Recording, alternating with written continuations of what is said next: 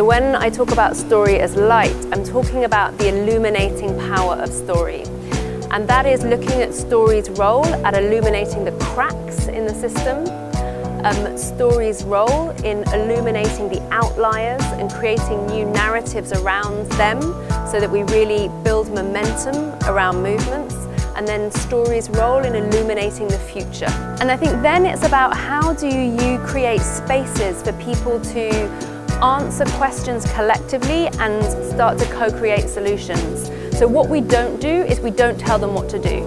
We don't say, this is what you're doing wrong and this is how you should change.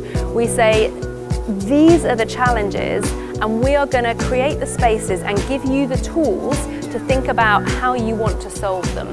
That social innovation, especially in the corporate sector, has a lot of opportunity here because old norms sometimes aren't as set as in some Western areas. And so I think the merging across the business sector and what role it can play with its emerging civil society and eventually, what role can government play, is it's right to bring these unlikely partners together to work in a more collaborative way towards locally based, driven from the community social innovations. I think collaboration is key because the type of challenges that we're facing are not more of the same.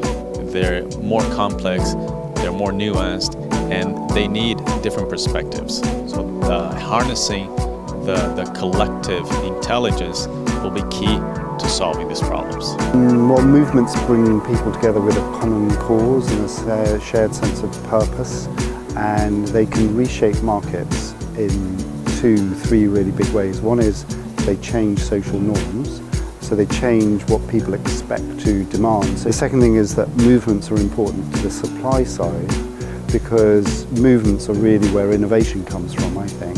So most real innovation involves groups and communities of people coming together. And then the final thing is that movements change frameworks. So I think that one of the dilemmas of this whole social innovation thing, of course, has been how do you go from starting small with a radical or different idea that's outside the mainstream? How do you grow that?